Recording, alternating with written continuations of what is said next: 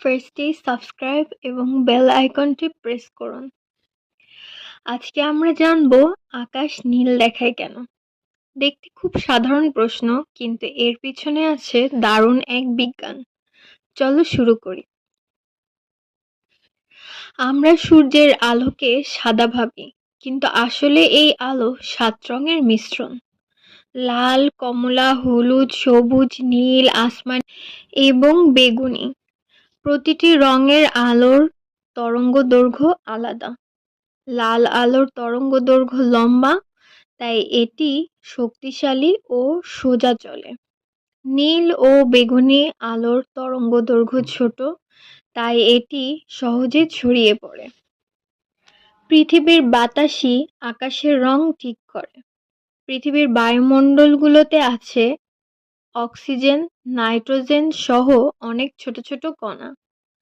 সূর্যের আলো যখন পৃথিবীর বায়ুমণ্ডলে ঢোকে, তখন এই কণাগুলো আলোকে ছড়িয়ে দেয়। এটাকে বলা হয় রে স্ক্যাটারিং।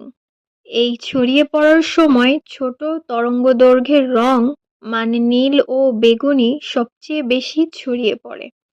কিন্তু আমাদের চোখ বেগুনি আলো ততটা ভালো দেখে না, তাই চারদিকে ছড়িয়ে পড়া নীল আলো আমাদের চোখে বেশি আসে না। ফলে আকাশ আমাদের নীল দেখায়। সূর্যোদয় ও সূর্যাস্তে আকাশ লাল বা কমলা দেখায়, কারণ সূর্যের আলো আমাদের কাছে আসার জন্য বেশি দূরত্ব পার করে এই সময়। এত বেশি দূরত্ব পাড়ি দিতে গিয়ে নীল আলো বাতাসে ছড়িয়ে ছড়িয়ে সম্পূর্ণ কমে যায়। তখন যে আলো আমাদের চোখে পৌঁছায় তা হলো লাল ও কমলা, যাদের তরঙ্গদৈর্ঘ্য লম্বা এবং ছড়ায় কম। তাই সকাল বিকেলে আকাশ লাল কমলা দেখা যায়। চাঁদে বা মহাকাশে আকাশ নীল নয় কেন? কারণ সেখানে বায়ুমণ্ডল নেই। বায়ুমণ্ডল না থাকলে আলো ছড়াবে না। তাই আকাশ বা চাঁদে দাঁড়ালে আকাশ দেখাবে সম্পূর্ণ কালো। আকাশ নীল রং দেখানোর আরেকটি কারণ হচ্ছে আমাদের চোখ।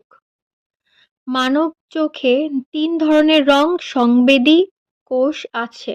এর মধ্যে নীল রং ধরতে পারে এমন কোষগুলো খুব সংবেদনশীল। তাই নীল আলো ছড়িয়ে আমাদের চোখে বেশি লাগে, ফলে নীল রং আমরা বেশি স্পষ্ট দেখি। ওজোন স্তর কিছুটা নীল রংকে বাড়িয়ে তোলে। ওজোন স্তর বেগুনি আলো শোষণ করে, ফলে নীল আলোর অংশ আরো বেশি থাকে। এটিও আকাশের রং নীল দেখাতে সাহায্য করে।